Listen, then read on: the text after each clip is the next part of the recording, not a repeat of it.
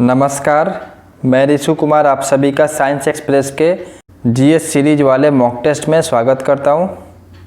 ये mock test RRB NTPC और group D वालों के लिए है और मॉक टेस्ट सेट नंबर 4 है। ये पिछले 3 सेट को हमने करा चुके हैं।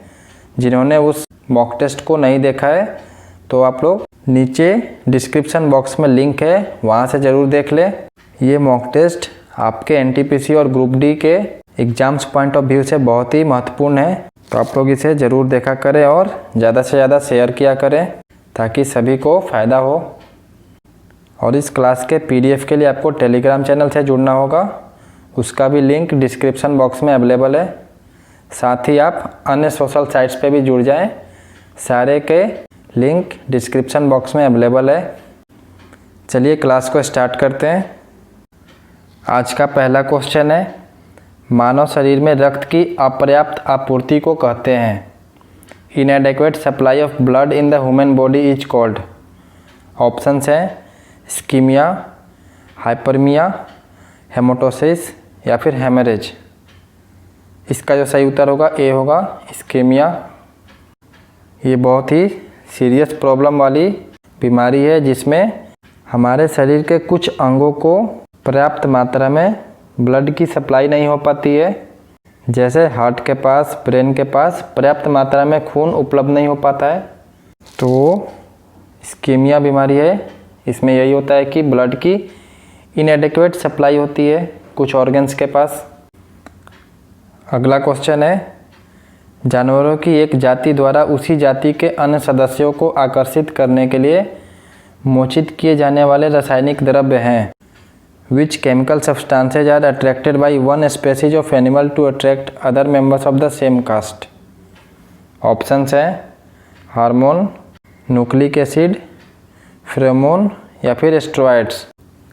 इसका सही उत्तर होगा फेरोमोन्स। अगला क्वेश्चन है, मूत्र के स्रवण को बढ़ाने वाली औषधि को कहते हैं। Drugs that increase secretion of urine are called. Option है एड्रेनालिन, मोनोयूरेटिक, डाईयूरेटिक या फिर ट्राईयूरेटिक। इसका सही उत्तर होगा डाईयूरेटिक। अगला क्वेश्चन है, मानव रुधिर में कोलेस्ट्रॉल को समान स्तर है। What is the normal level of cholesterol in human blood? Options है 82 120 mg, 122 140 mg, 142 180 mg या फिर 182 200 mg। इसका सही उत्तर होगा 182 200 mg। 180 से 200 mg ये नॉर्मल कोलेस्ट्रॉल लेवल होता है ह्यूमन ब्लड में। अगला क्वेश्चन है, जन्म के बाद मानव के किस ऊतक में कोई कोशिका विभाजन नहीं होता? In which tissue of human beings there is no cell division after birth? Options हैं स्केलेटन यानी कि कंकाल, नर्व तंत्रिका, कनेक्टिव संयोजी या फिर रिप्रोडक्शन प्रजनन। इसका सही उत्तर होगा नर्व यानी कि तंत्रिका। अगला क्वेश्चन है, शरीर में सबसे बड़ी अनंत स्रावी ग्रंथि निम्नलिखित में से कौन सी है? Which of the following is the largest endocrine gland in the body? Options हैं थायराइड, पाराथायरॉयड, एड्रेनालिन या फिर पिट्यूटरी यानी कि पीयूष ग्रंथि। इसका जो सही उत्तर होगा वो थायराइड होगा, ओवरटू बोलते हैं जिसको हिंदी में। अगला क्वेश्चन है, अन्न एक समृद्ध स्रोत होता है। Are grains a rich source of? Options हैं स्टार्च, ग्लूकोज, फ्रुक्टोज या फिर माल्टोज। इसका सही उत्तर होगा स्टार्च। अगला क्वेश्चन है, गाय के दूध का रंग किसकी मौजूदगी के कारण थोड़ा पीला होता है? The colour of cow's milk is slightly yellow due to its presence of. Options है जेटोफिल, राइबोफ्लेविन, राइबुलोज या फिर कैरोटीन। इसका सही उत्तर होगा कैरोटीन। अगला क्वेश्चन है, निम्नलिखित में से वे रक्त कणिकाएं कौन सी है जो रंगों का प्रतिरोध करने में सहायता करती है? Which of the following blood corpuscle are there which helps to resist diseases. Options है वाइट सेल्स यानी कि श्वेत कोशिकाएं, न्यूक्लियक ब्लड सेल, एक केंद्रक रक्त कोशिकाएं, न्यूट्रोफिल्स जिसको उदासीन रागी बोलते हैं हिंदी में, या फिर लिम्फ सेल लसिका कोशिकाएं। इसका सही उत्तर होगा वाइट सेल्स श्वेत कोशिकाएं। ये रोगों को प्रतिरोध करने में सहायता करती है, मतलब बाहर के जो अटैक होते हैं माइक्रो ऑर्गेनिज्म पैथोजेंस के द्वारा उससे ये लड़ने में मदद करती है। अगला क्वेश्चन है निम्नलिखित में से शरीर का वह अंग कौन सा है जो कभी भी विश्राम नहीं करता। विच of the following is the part of the body that never rest.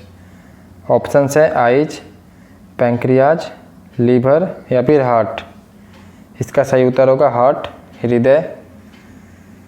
ये पूरे लाइफ टाइम में कभी भी रेस्ट नहीं करता है, जन्म से लेकर मरने तक ये कभी भी रेस्ट नहीं करता है। एकमात्र ऐसा ऑर्गन है जो कि whole life without rest non stop काम करता है। अगला क्वेश्चन है एक बैरल यूएस तेल में लगभग कितने लीटर होते हैं। How many litres are in barrel, US के टर्म्स में बताना है। ऑप्शंस है 190 लीटर, 109 लीटर, 159 लीटर या फिर 169 लीटर। इसका सही उत्तर होगा सी 159 लीटर, 159 लीटर। ये वन बैरल में 159 लीटर होता है। नेक्स्ट क्वेश्चन है न्यूटन मीटर निम्नलिखित में से किस भौतिकी राशि का एसआई यूनिट है। Newton metre is the SI unit of which of the following physical amounts. Options है एक्सेलरेशन यानी कि त्वरण, बालन, पावर यानी कि शक्ति या फिर फोर्स बल। इसका सही उत्तर होगा बालन। अगला क्वेश्चन है एक जूल में लगभग कितनी कैलोरी होती है। How many calories in A joule. Options हैं 0.24, 0.48, 0.72 या फिर 0.96। इसका सही उत्तर होगा 0.24। अगला क्वेश्चन है विद्युत चुंबकीय प्रेरण में प्रेरित चार्ज किस पर निर्भर नहीं करता है। In electromagnetic induction the induced charge does not depend on. Options हैं चेंज इन फ्लक्स यानी कि प्रवाह में बदलाव, time of change of magnetic flux, चुंबकीय प्रवाह के परिवर्तन का समय, रेजिस्टेंस ऑफ कॉइल वक्र का विरोध या फिर नन ऑफ द अबव, इनमें से कोई नहीं। इसका सही उत्तर होगा वो B time of change of magnetic flux यानी कि चुंबकीय प्रवाह के परिवर्तन का समय। इंड्यूस्ड चार्ज जो होता है वो time of change of magnetic flux के ऊपर डिपेंड नहीं होता है, क्योंकि एक फॉर्मूला होता है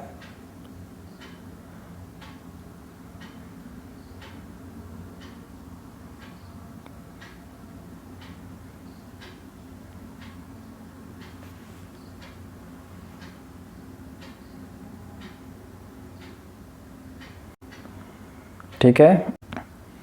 अगला क्वेश्चन है तरंगे जिनके प्रसार के लिए किसी भी भौतिक माध्यम की आवश्यकता नहीं होती है। Waves which don't require any material medium for its propagation is. Options है मैटर वेव्स द्रव्य तरंगे, मैकेनिकल वेव्स यांत्रिक तरंगे, इलास्टिक वेव लोचदार लहरें या फिर इलेक्ट्रोमैग्नेटिक वेव विद्युत चुंबकीय तरंगे। इसका सही उत्तर होगा डी इलेक्ट्रोमैग्नेटिक वेव्स विद्युत चुंबकीय तरंगे। इलेक्ट्रोमैग्नेटिक वेव मैकेनिकल वेव से डिफरेंट इसलिए होता है क्योंकि इसे कोई भी मीडियम नहीं चाहिए होता है प्रोपगेट करने के लिए। इसका ये मतलब होता है कि इलेक्ट्रोमैग्नेटिक वेव्स न केवल हवा और सॉलिड मटेरियल्स में ट्रेवल कर सकता है बल्कि वैक्यूम में भी ट्रेवल कर सकता है। स्पेस का जो भी वैक्यूम होता है उसमें भी ये आसानी से ट्रेवल कर सकता है। अगला क्वेश्चन है आधुनिक आवर्त सारणी में अवधि की संख्या कितनी होती है। In modern periodic table the number of periods is. Options हैं 2, 6, 7 या फिर 8। इसका सही उत्तर होगा 7। 7 पीरियड होते हैं पीरियोडिक टेबल में। अगला क्वेश्चन है, न्यूट्रॉन किसके द्वारा खोजा गया था? Neutron was discovered by. Options हैं जे थॉमसन, चैडविक, रदरफोर्ड या फिर प्रिस्टिल। इसका सही उत्तर होगा चैडविक।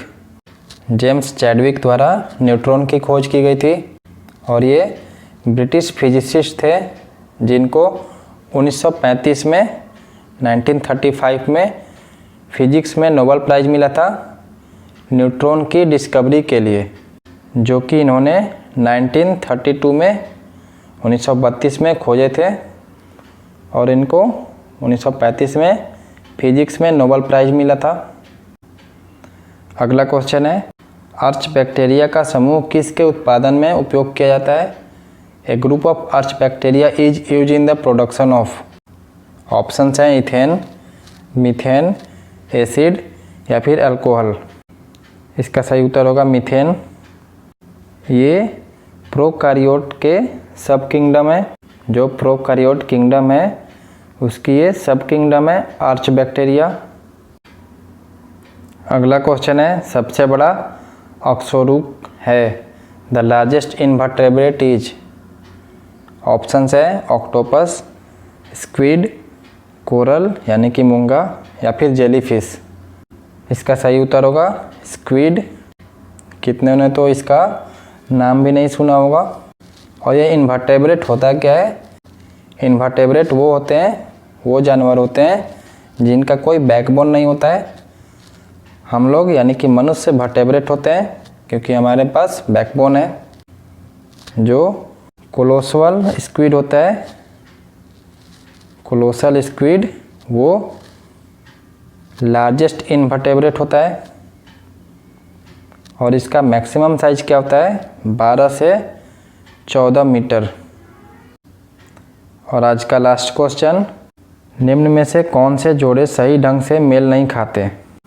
ऑप्शंस हैं vitamin A night blindness, vitamin B, vitamin B3 pellagra, vitamin D colour blindness या फिर विटामिन B6 अनेमिया।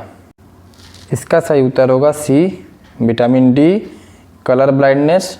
ये मेल नहीं खाता है, इसका कोई विटामिन से लिंक नहीं होता है कलर ब्लाइंडनेस का, क्योंकि ये सेक्स लिंक्ड जेनेटिक डिसऑर्डर होता है और ये विटामिन ए की कमी की वजह से होता है। नाइट ब्लाइंडनेस विटामिन ए की कमी से होता है, न कि विटामिन डी की। तो ये सही है। विटामिन B3 को के और किस नाम से जानते हैं? नियासिन, याद रखिएगा। विटामिन B3 को नियासिन के नाम से भी जानते हैं और इसके डिफिशियंसी से पेलेग्रा नाम की बीमारी होती है। और जो एनीमिया है ये फॉलिक एसिड की कमी की वजह से होता है। एनीमिया, खून की कमी हो जाती है एनीमिया में। इस तरीके से आज का ये मॉक टेस्ट सेट नंबर 4 यहीं पर समाप्त होता है। पिछले 3 मॉक टेस्ट जिन्होंने नहीं देखा है प्लीज़ आप लोग वो तीनों सेट को देखें, क्योंकि अब लास्ट समय बचा हुआ है NTPC और ग्रुप डी के लिए। तो आप लोग क्लास को मिस ना करें। डेली बेसिस पे साइंस की एक क्लास कराई जाती है जो कि आपके एग्ज़ाम्स के लिए इम्पोर्टेंट है। तीनों के डिस्क्रिप्शन बॉक्स में लिंक अवेलेबल है, आप लोग वहाँ से देख लें जिन्होंने नहीं देखा है, और ज़्यादा से ज़्यादा शेयर कर दें। मिलते हैं अगले क्लास में, तब तक के लिए धन्यवाद। जय हिंद, जय भारत।